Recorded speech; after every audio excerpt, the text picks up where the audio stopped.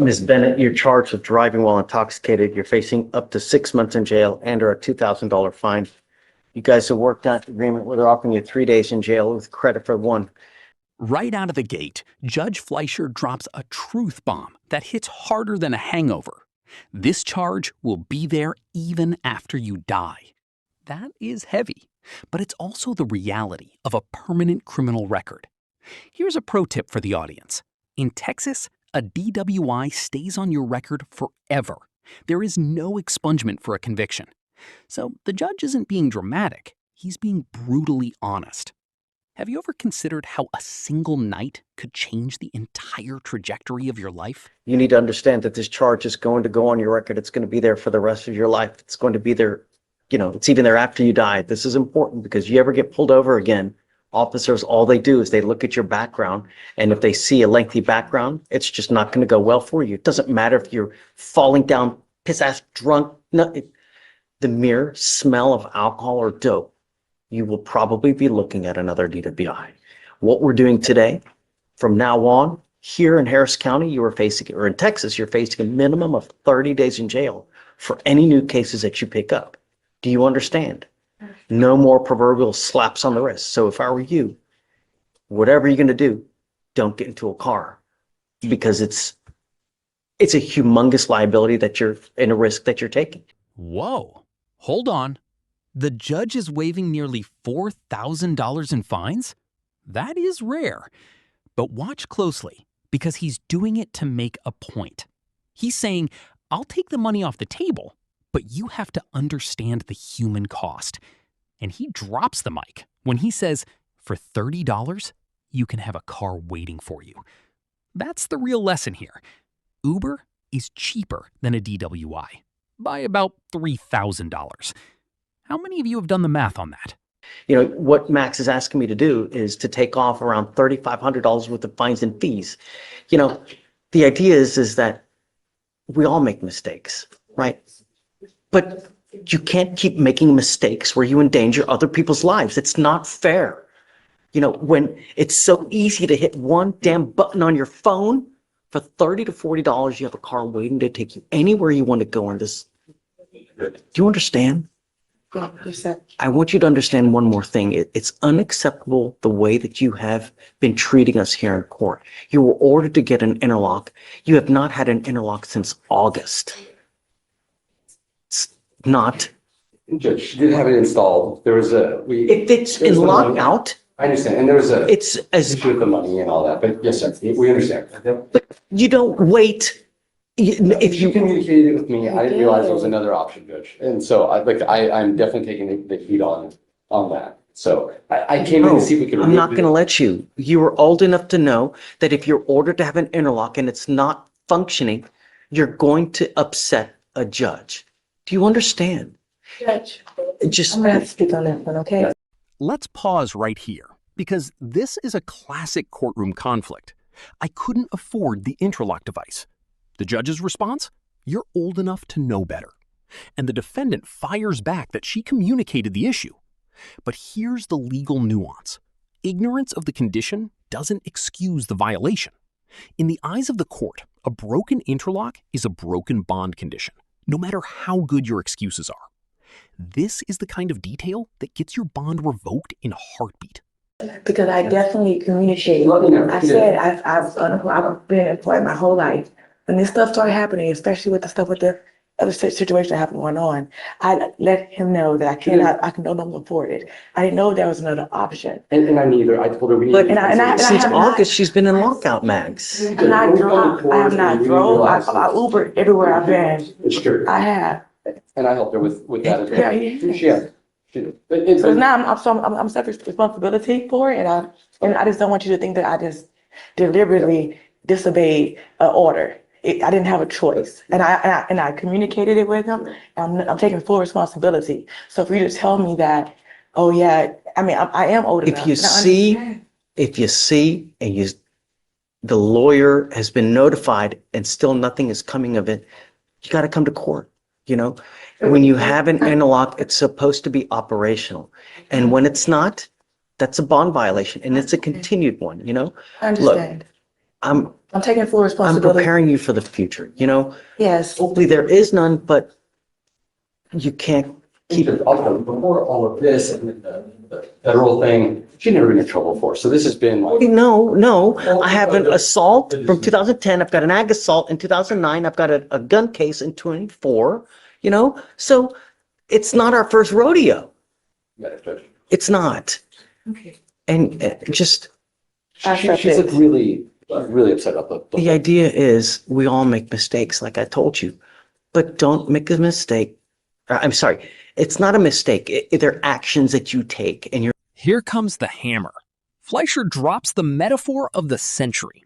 You're driving a 3,000 to 5,000 pound missile. That is a chilling visualization. He's not just talking about jail time. He's framing this as a matter of public safety. And he follows it up with a warning that a second offense in Texas will cost you a minimal of $6,000 in mandatory fines. This is where the judge goes from gentle guidance to a warning shot across the bow. Is that punishment or is that protection for the rest of us? You're old enough to know that actions have consequences, right? Especially when you're dealing with alcohol and a 3,000 to 5,000 pound missile that you're in. You could cause catastrophic injury, and that's what we're trying to prevent. I understand. All right. I am going to waive the fines and fees now, but you need to understand on a second offense, it's a minimum of $6,000 in surcharges and fines and fees if you pick up another DWI. So when people continue to make actions where they endanger other people's lives, it gets extremely expensive, not to mention costly with jail time. You understand? All right. The agreement you've worked out is 3 days in jail, credit for the 1 day that you've done. You give up a lot of rights by entering into this agreement. You give up the right to a trial, right to compel witnesses to testify on behalf, confront and cross-examine your accusers. If you're not a citizen, there are possible immigration consequences. You can be deported, excluded from the country, denied naturalization under federal law. You give up the right to appeal. So once you accept this agreement today, you can never change your mind. You can't say, well, I didn't know this was going to happen. I didn't know this. Once you plead guilty, it stays like this forever. Do you understand? You still want to do this? How do you plead to the offense of driving while intoxicated? I'm going to find you guilty. I will sentence you to it. I'm going to waive your costs, your fines and fees. There is a license suspension that is attached to this. I am going to suspend your license. I'm going to suspend it for 90 days. Do not drive until you get a license. Good luck, man. Thanks, Max. Please see the clerk. Good morning, Mr. Kimble. How you doing? Pretty good. So I've never met you before. I don't know who you are. All I know is that your lawyer is asking me to, I'm assuming, set him a bond, right? You know, you're wanted from somewhere. I don't know for what. I don't know why. I don't know if I'm going to set you bond. I got to get to know you in the short time that I have you here to see, are you a danger to my community? If we give you a bond, are you going to go back? I have no idea. So let's get to know him. Amy? Judge, so he's wanted from Guadalupe County, New Mexico, aggravated battery against a household member with a deadly weapon. As the court knows, he's also being called in the 351st for credit and debit card abuse. No, I had no idea. Say it. And I believe they also just filed a motion to revoke his probation on fraud use. He's on probation too.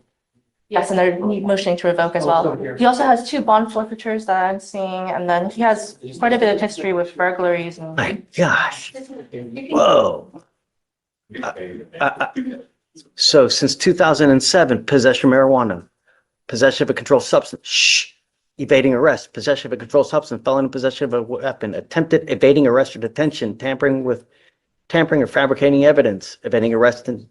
Now we meet Mr. Kimble. And this is where the tone shifts dramatically from a DWI lecture to a full-blown criminal background check. The judge is reading a record that is a mile long. Burglaries, evading arrest, credit card abuse, and that's just in the last few years. This is what we call in the business aggravating factors. The judge is trying to figure out if this man is a flight risk or a danger to the community. And when you have a history like this, the scales of justice tip heavily against you. Would you give this guy a bond? Previous conviction, burglary of a building, possession of a controlled substance, burglary of a motor vehicle, evading arrest, credit card abuse, burglary of a motor vehicle, evading credit card abuse, possession with intent to deliver, and 1, 2, 3, 4, more burglary of a motor vehicle, failure to ID, possession of a dangerous drug. You're on probation for a fraud. You pick up a new credit card abuse, and you want me to set you a bond? I understand. Can I please tell you something? If you don't mind me speaking. Don't talk about the case. I'm not talking about no case. Okay. I was in here, been held on the case for defendant violence in New Mexico, right? And they just got called ATW twice. They did not release me. I was not released. They sent me back to my cell, and since they didn't release me, they ended up putting a credit card abuse on me. Now, I don't know, where that falls in or whatever, they just put it on me. So if I can give you a brief synopsis of the timeline, Judge. Sure.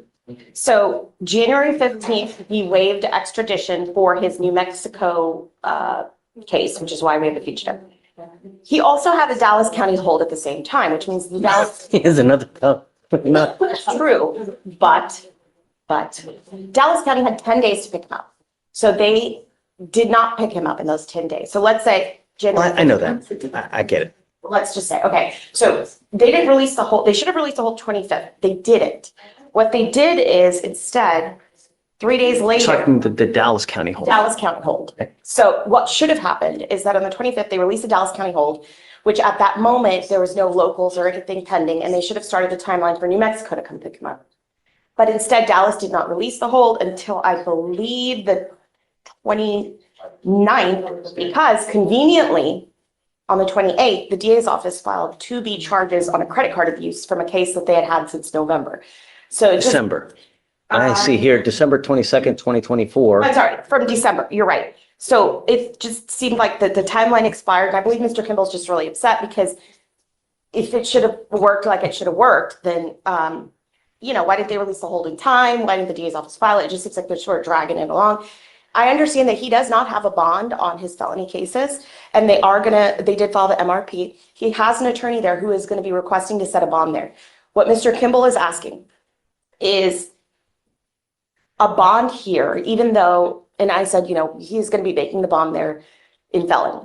So let's say his bonds get set in felony and his bond gets set here. He wants to bond out and go to New Mexico, address that case, and then he said he'll be back and forth.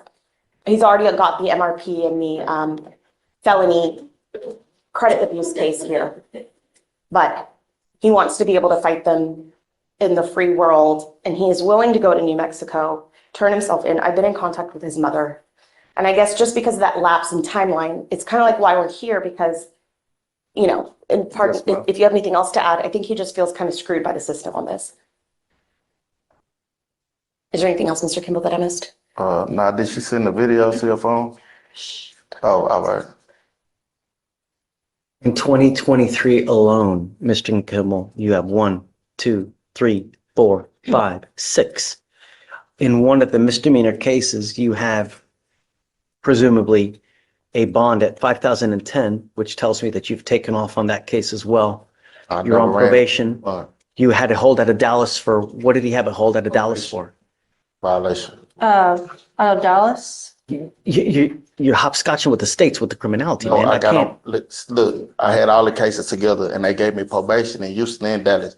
See, that's what you don't know. They dismissed a bunch of them cases has been dismissed, and I've been to trial twice. A bunch of them cases has been expunged on that record right there that you're saying. You know what I'm saying? But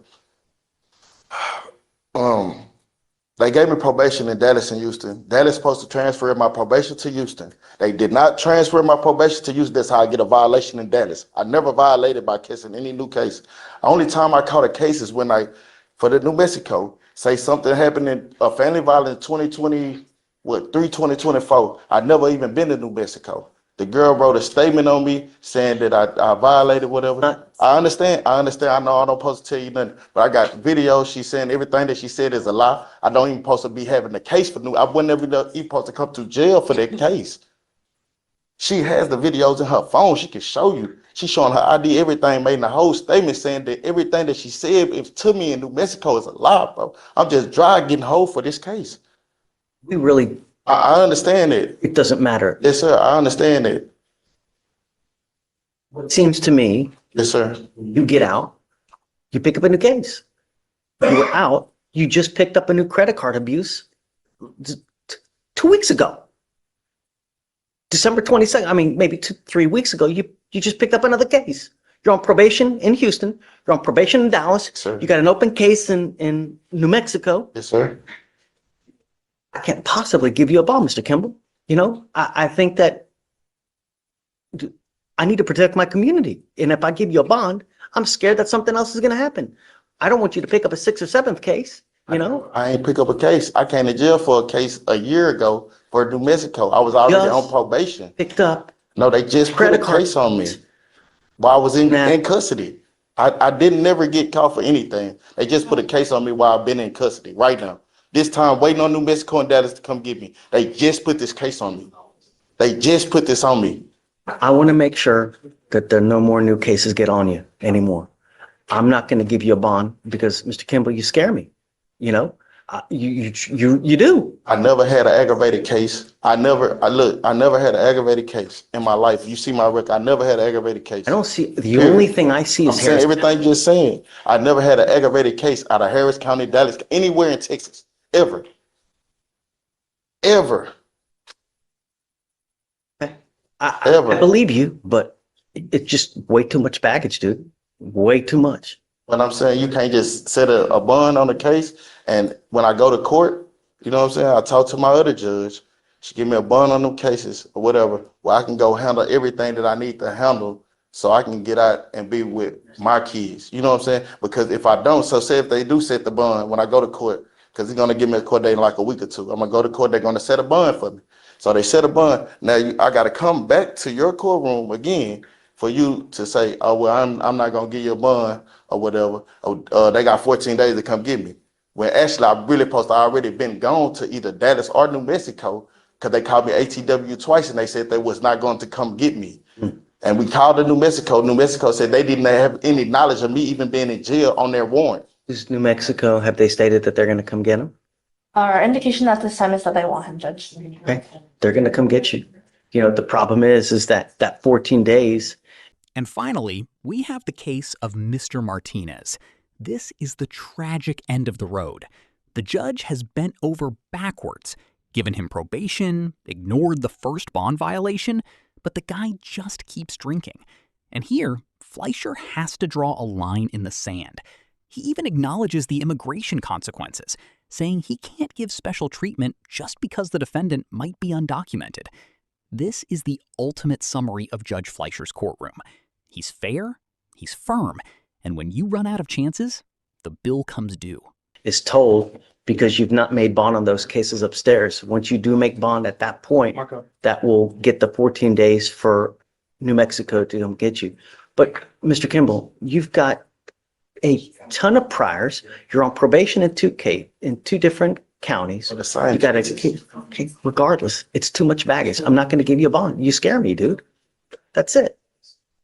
Really.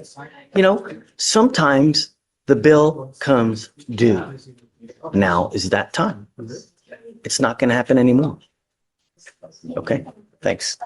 I had an opportunity, I'm here on Mr. Caleb Jones, judge, took a look at the bond violation report here. I haven't even seen it. All I know is that we have another bond violation. Well, I've had a chance to discuss it and help break it down, make it as digestible as possible, Judge. Essentially, we have some minor GPS violations, a 20-minute exit during curfew about 10 o'clock, and 2 late arrivals, 10:06, and 1 positive BAC. There were Come up, Mr. Jones. multiple violations. They're on the report that was I looked sent at for the first, second, and third. Yes, Judge, and those reports being referenced there were follow-up lows that showed a declining level on those, unless I'm mistaken. They go down and then they go up again on the. Doesn't matter. It's no tolerance. We've been through this over and over and over. At what point do you get it, Mr. Jones? This is, how many bond violations do we have here now? I believe this will be the third. No. Last time, I believe, Judge. That's why I said 7502. Because I was generous with the 2 portion, but it's not just 2, Ben. We've had probably 5 or 6 bond violations. All I know is that you are testing positive. You're in violation of your curfew again. What am I supposed to do? Just continue to let you go? No, I understand that, Your Honor, but I don't know what I can say about the breathalyzer, sir, because I don't drink. I don't drink at all. I don't know why that the thing was doing that. I had to go back to the Smart Start place the next day, and because they have those little tubes that stick out of it. Not, I But don't, I don't know. I mean, if you look at the test, you can see that I haven't failed any of my other breathalyzers, and even some of the breathalyzers will say like 1 minute it's failed, and the next minute it's like lower and then higher, and I don't know. But all I have a know, confirmation of alcohol, Felicia? From the portable device records, yes, they were provided to everybody in the email. But I'd have an opportunity to look at those, just to clarify, in regards to that, there are other instances where we do have BAC readings, Judge, and there are follow-up blows that We're show. not confirmed as alcohol consumption. And they will say, not confirmed. But we have some that are confirmed. He's blowing on his, or he's not There in, was not a follow-up test on this positive, Judge. no, I'm revoking your bond, Mr. Jones. It can't continue. No, goes with you. I don't know what I can tell you, Your Honor. I'm not drinking or doing anything. Like, I have evidence that shows me otherwise. why can't And it's over, and it's over, and it's over, and it's over. Can't we This put is a me on, like, fourth, the- fifth violation that we have, Mr. Jones. Why can't we put me on like the ankle monitor drug thing or something like that so I could prove to you that I'm not? We had that. I We never took had it that. off. No, I was never on that, Your Honor. I was. Judge, if the court would consider No. additional conditions, Judge. I have done everything in my power not to put him into custody. I have let him go over and over and over every time. And I'm done with it. I'm done with it. Something is going in your body that's causing it to test positive for alcohol. He goes with you. That's it. I told you last time, it's no tolerance. You're blowing your GPS, the curfew anyways. Goes with you. Judge, if I may follow up on any, setting me on from Mr. Jones. And also, speaking with Mr. Nayland on the case, again, I'm covering for him. My understanding was we were hoping to have a trial setting for this Let's particular case. set it for trial now. It's just way too much drama for me. I'm done with it. I'm ready to put this thing to bed and that's it. So I'll give you a trial date today. I'm setting the bond at, it's 7502 now. Thing done. Yeah, I'm with you. Okay, my friend. Mr. Martinez, you're charged with driving while intoxicated. You're facing up to a year in jail and or a $4,000 fine. You have a bond violation report where it's alleged that you have consumed alcohol when we have ordered you not. No, that if I find, I will put you in a, who you understand. If you are unable to stop, I am giving you the opportunity now. If you are not able to do it, we are going to do it my way. And I promise you, you're not going to like the way that I do it. On this probation, if you do not have a license, you are not allowed to drive. If I find that you drive, you're looking at up to a year in jail. I will issue a warrant for arrest. I'm going to put you in jail and I'm going to have a hearing. And if they prove to me that you violate any of these conditions, you are looking at an entire year in custody. Not only that, but if you are not in this country with permission and you go to jail and you do anything more than 4 to 5, 6 hours, immigration sweeps it on a daily basis. You already know what the administration is doing to undocumented persons.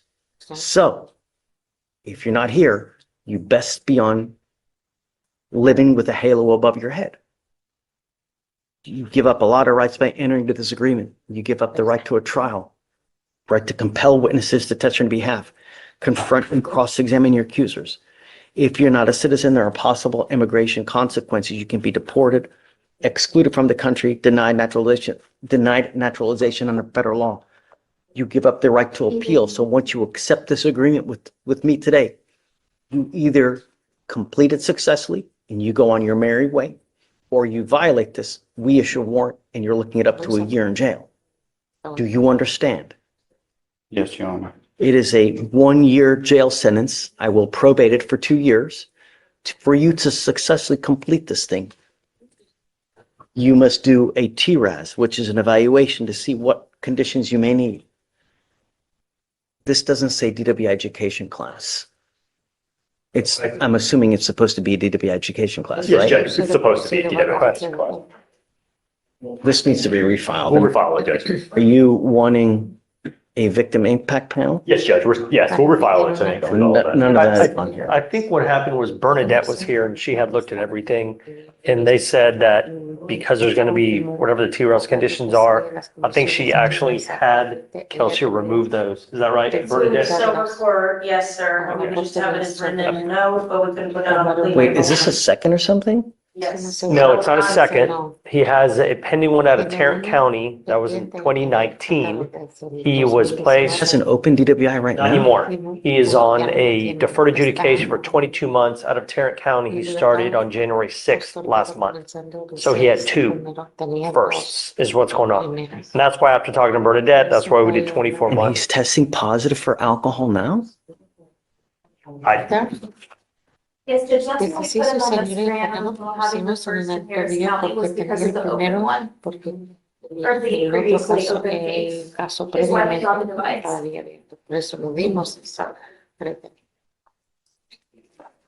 He tested positive for alcohol at 1:45 in the morning. Should I anticipate the TRES recommending civil court? Oh. This is a second bond violation report. And that's why It's a second 2-year. bond violation. He has an open DWI in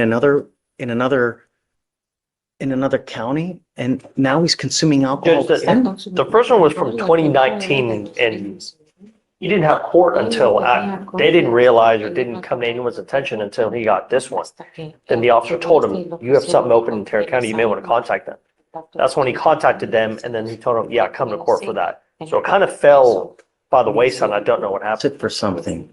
You get about a list of documents this high from lawyers advertising to you that you have an open case. I have to imagine that he knew about the open DWI in Tarrant County. Now he picks up another DWI. Now we're on a second bond violation report. He's on probation over there now, Judge, and he'd be on a 2-year probation here. No, this is not a good deal, man. I think that we're setting him up. I think once he does the TRAS and if they recommend cerebral court, which they most likely will, I think he'll be getting the help that he needs. I mean, he's 25 years old.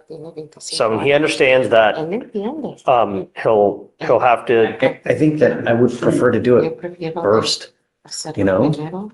What do you mean? Do the TRAS first so we know exactly what, because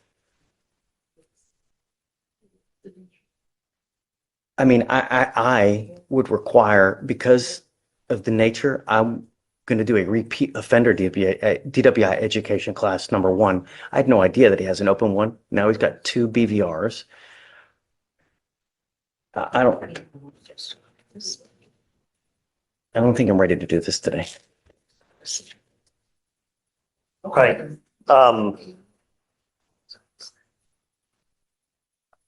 Not only that, you're on your second bond violation. You're continuing to consume alcohol and you have an open DWI in another county. It's unacceptable. Well, that one's closed now, Judge. He's on probation. I understand. He's on probation. But he's on probation. I mean, he's had it open. He's now on probation. And he's a week ago, he's consuming alcohol still. Right. I let him go once. I can't do it again, man. Judge.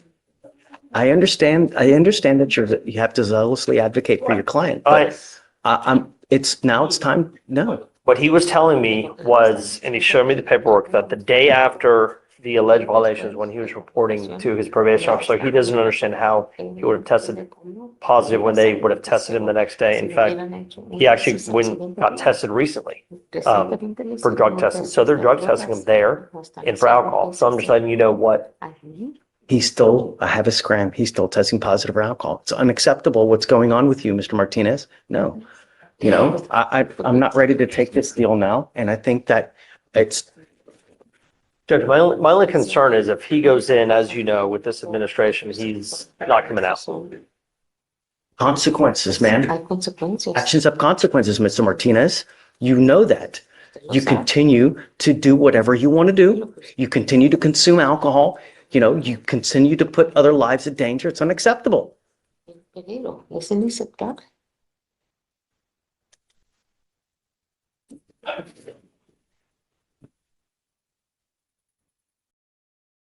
Sorry, Marcos. I'm trying to, I know you are, but there's two open DWIs. He's on a second bond violation. It's not fair that I don't hold him accountable like I do every single other person here. I can't curry favor just because he may be undocumented. It's not fair, you know? I understand. Yeah, I'm revoking your bond, dude. You're going to jail. But if he's gonna be evaluated and most likely he'll get treatment, which is what he needs. Putting him in custody, he's not gonna get the No treatment. matter what we're doing, no matter what conditions I have bent over backwards not to put you in jail. You literally had another DWI open, did not put you in jail. You have one bond violation report. I did not put you in custody. Now you have a second. It's now time to pay. I can't let you go again because I need you to understand that we mean business and you're not getting it. Even that you're on probation, you have an open DWI here. You still consuming alcohol. I'm sorry, Marcos. You're going to jail. It goes with you.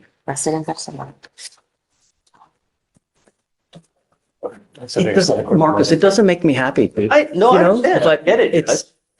that's it. Todos los exámenes. Pero ¿cuándo era?